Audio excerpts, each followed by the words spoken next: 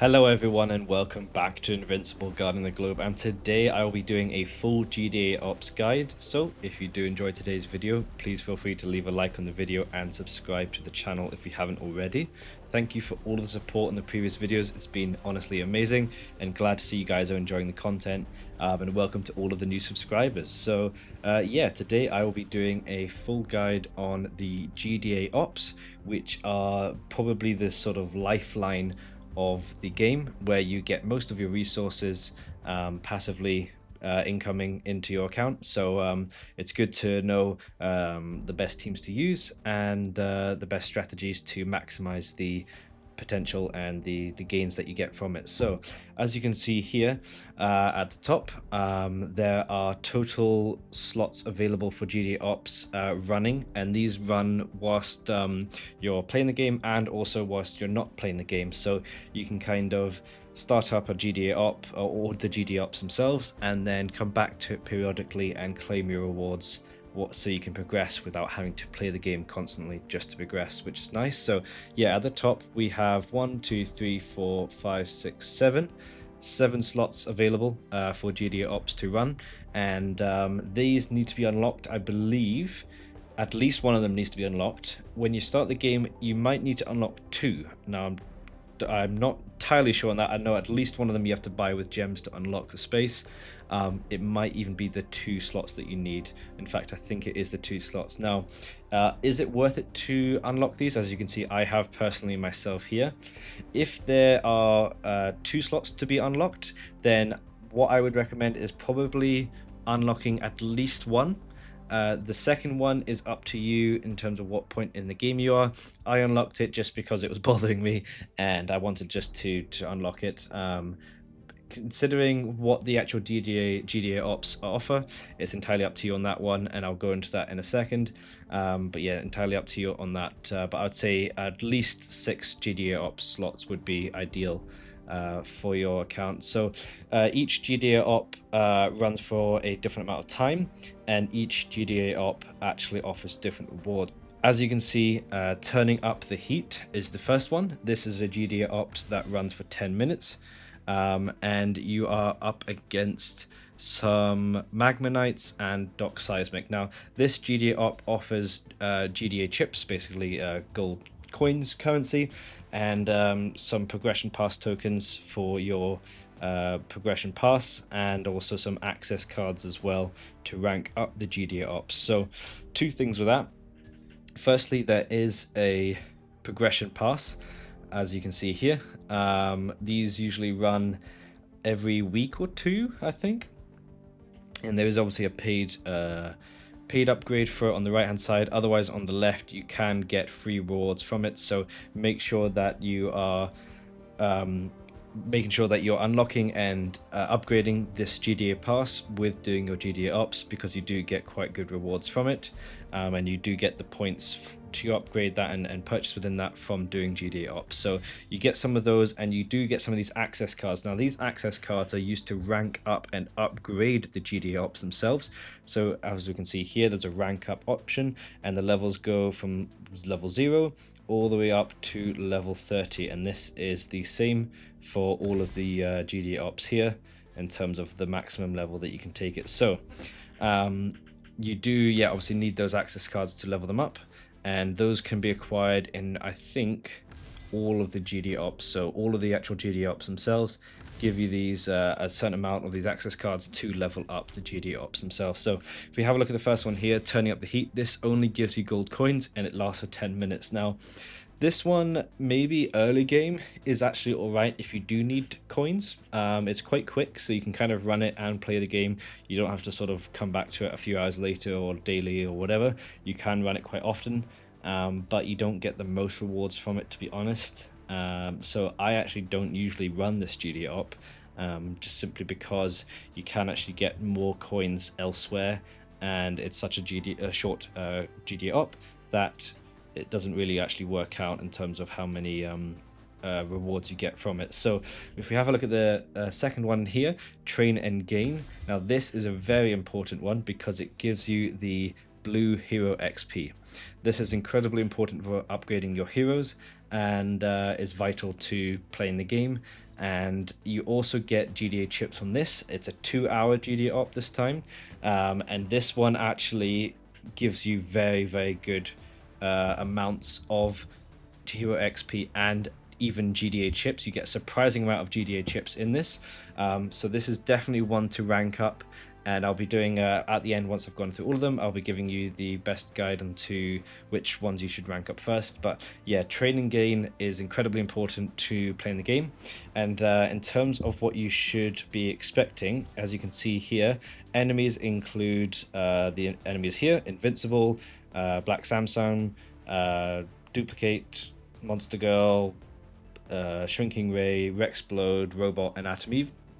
Now, this GDA op is interesting because it's a little bit different to most of the other GDA ops, where the enemies don't actually really scale up in terms of level the longer the GDA op goes on. So even at towards the end of the 2 hours, the enemies you face are actually very weak. So the best strategy for this one is Universa. As you can see here, I have Universa at quite a high level, but any Universa up to a decent amount of high level will work very well here, and that is simply due to her 4th skill, Tripping the Light Fantastic. So if you can get this skill up to at least 10, ideally 15 if you can, if you have the resources, but 10 gives you the best rates. That skill means that she can basically clear the waves herself if she lands a critical hit, because the ray bounces between the first enemy that you hit and then all 4 others, and because they are so weak throughout the entire GDA op, then she can basically clear the waves 1 hit at a time, as long as she is getting critical hits. Now, as you can see, I've got some Olivers in here, and they are actually in fact level 1, and then I have a Russ Livingston in there as well. So there's reasons for that. Firstly, with Universa's passive, as you can see at level 11 here, or even 10, she increases her critical chance at level 10 by 15% for each last line of defense ally defeated during the battle, stacks up to 10, maximum 10 times. So if it does get all the way to the 10 stacks, then that is 150% critical chance, which means that basically every time she does an attack, she would get a critical hit.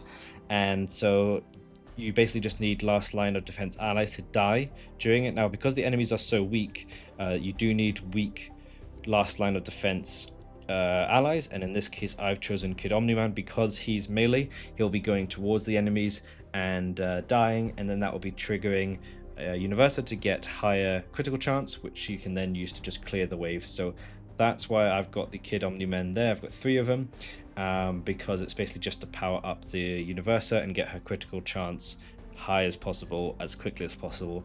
And then I do have a Russ Livingston, and that is simply because of his passive. I've got it at level 9. There's lifesteal when attacking humans, that's whatever. But the second part here, in addition, any invader allies receive a 30% attack increase during the battle. And I've got him in here just to boost Universa's attack, just in case, especially for the first few waves, so that she can kill the enemies as quickly as possible. Now, Russ might be a bit overkill here. You might be able to utilize them somewhere else, but especially if you maybe have a lower level Universa, then he does help boost that, boost the damage with them. Now, another thing to note is you could also do potentially the same sort of thing with Space Racer, with his 4th skill at the start of the battle, and every 20 seconds he basically rams through the enemies, and when they are low level, he can dash straight through them and kill them. Now, he sometimes can miss the enemies, so it's not as efficient as Universa, I feel, but you can do you can work well with him as well. Now, we'll do a quick demonstration here. As you can see, Universa didn't land a critical hit there, so she took 2 strikes to clear the wave. But we'll see if she does land a critical hit. There we are. She just wipes the wave and can, get through it very efficiently and very quickly. Again, as you see, it happened again. So yeah, that's what makes her perfect for Train and Gain, and you should definitely be leveling up Train and Gain. Next up, we have Downtown Destruction. This gives you the pink hero special XP, again some GDA chips, progression pass tokens, and access cards.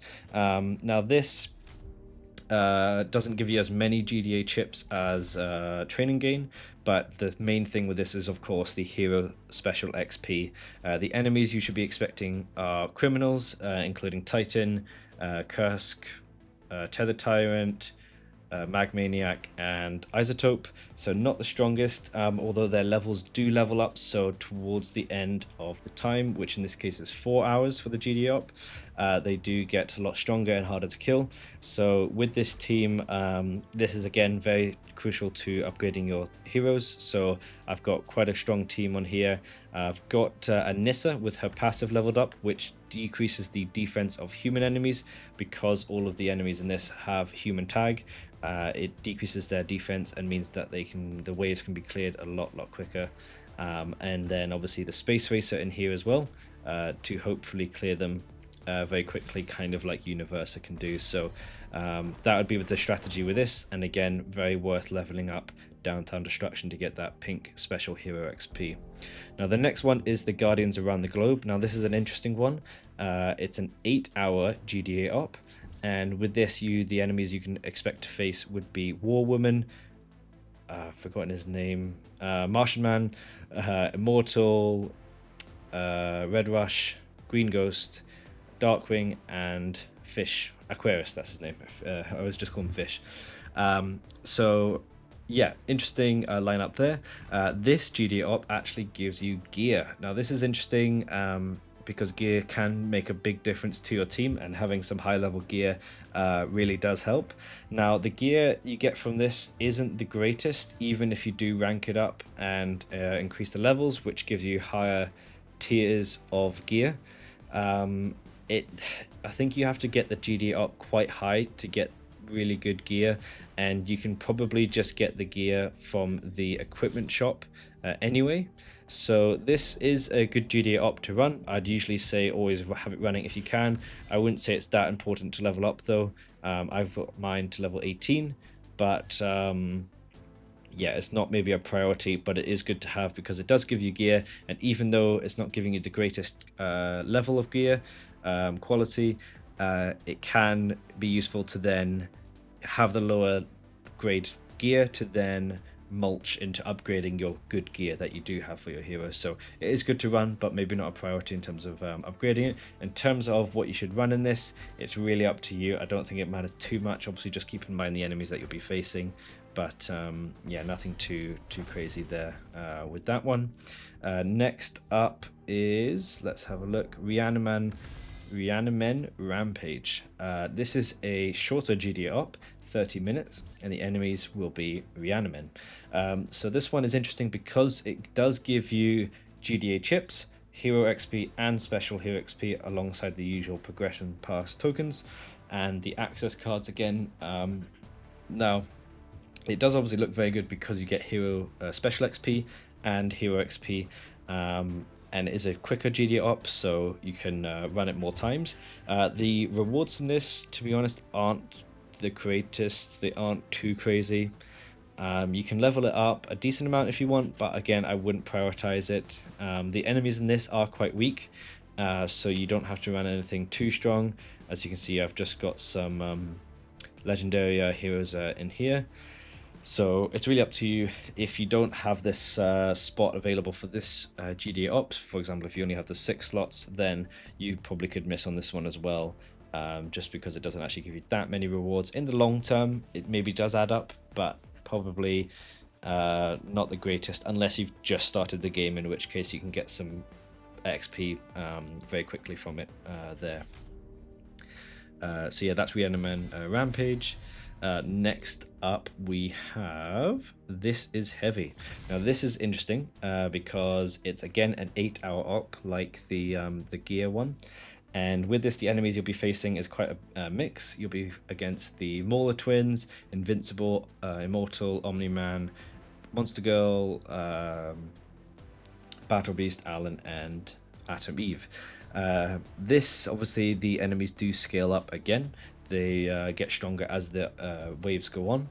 And yeah, it's quite a long GDA op as well. Now, this one gives you GDA chips and progression passes, but most importantly, it prioritizes and you get the most of the access cards. So this is a good one to upgrade early game because it then gives you more access cards, which you can then use to rank up this GDA op, which you can then use to rank up the other GDA ops like Training Gain and Downtown Destruction, because yeah, you get more and more access cards the higher this GDA op is. So I've got mine to level 20, and it really helped, especially early game, to level up the other GDA ops. So it would be a good one to have leveled up quickly and to have some decently strong heroes in it.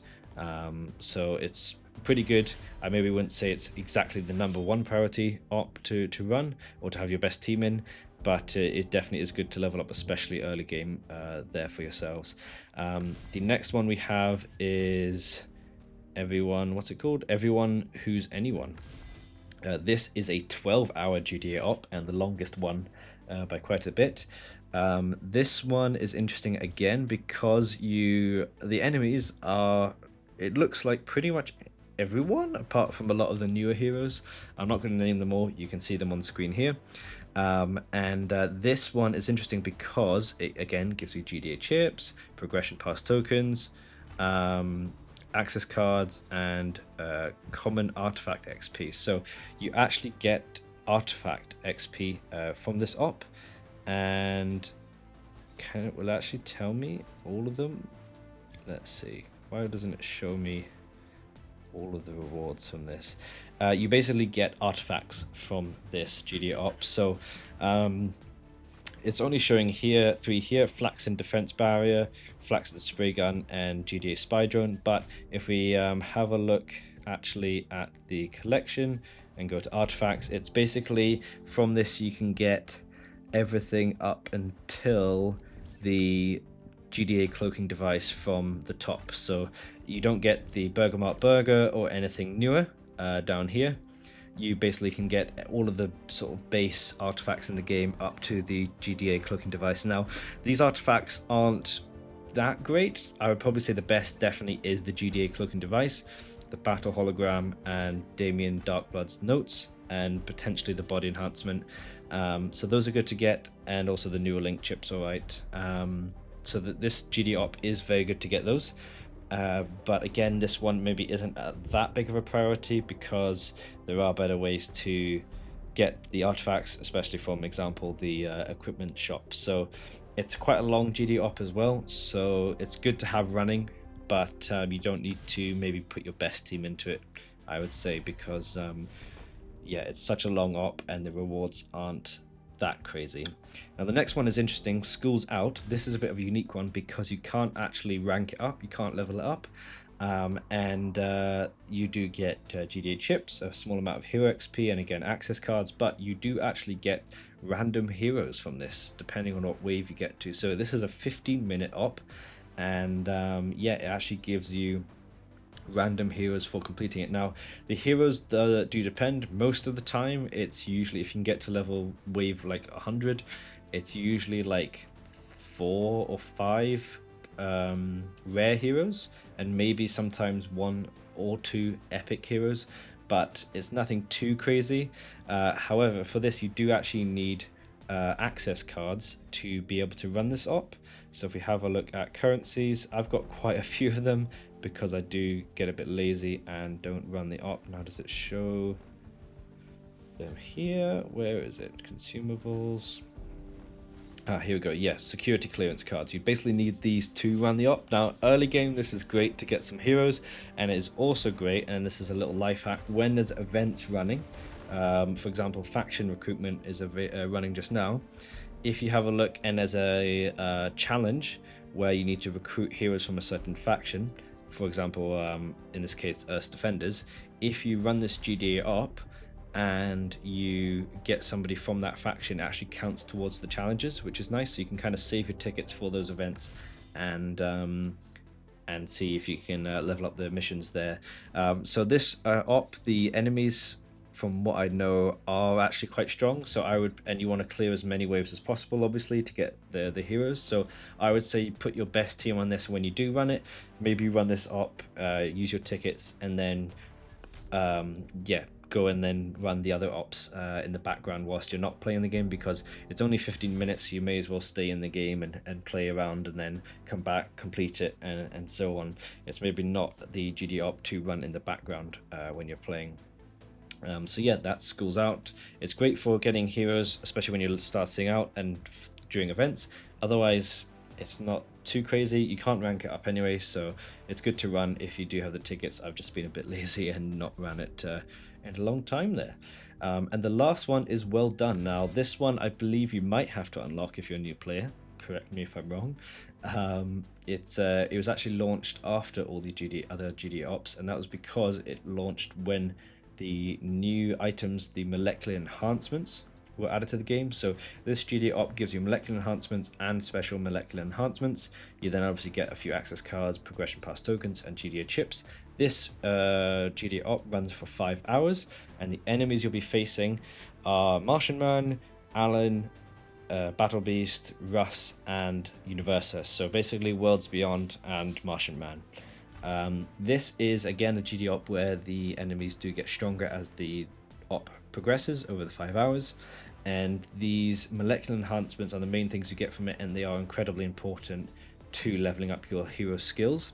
So this is again a great one to level up, because it's so beneficial for your heroes and for your account to get these molecular enhancements to upgrade your hero skills. So upgrading and ranking up the op, I would say, would definitely be of priority. Again, it depends on what heroes you want to use in it. You definitely want to use some of your strongest heroes, because the enemies do get tougher as the waves go on. And obviously just keep in mind the enemies that you'll be facing to then obviously maximize the rewards by using heroes that work well against those heroes there. So yeah, those are the GDA ops. In terms of which ones you should prioritize to upgrade, I would definitely say Train and Gain, Downtown Destruction, and Well Done give you the best rewards. But obviously to upgrade these, you would definitely want to upgrade This Is Heavy. So you need to maybe find the right balance. But if you have just started the game, or if you're a new player, I would definitely say put a few levels into Train and Gain, Downtown Destruction, and Well Done, and then put quite a few probably into This Is Heavy, because they would then pay out later in the long run, and you would then be able to upgrade Train and Gain, Downtown Destruction, and Well Done even further by getting more rewards to upgrade them from This Is Heavy. So if you did enjoy the video today, or if you have any other questions, leave them down in the comments below. Leave a like on the video if you did enjoy it. Subscribe to the channel if you haven't already. And yeah, that just about does it today. Again, just a small tip, I guess, and this maybe goes without saying, but try and have your GDA ops running at all times. There's no point in not running them, even if you don't have very good heroes to put them, like level 1 heroes or whatever. Literally just put anything in there. As long as they're running, you may as well get some rewards better than none, if that makes sense. But yeah, if you did enjoy, do all that good stuff, and yeah, cheers and see you in the next one.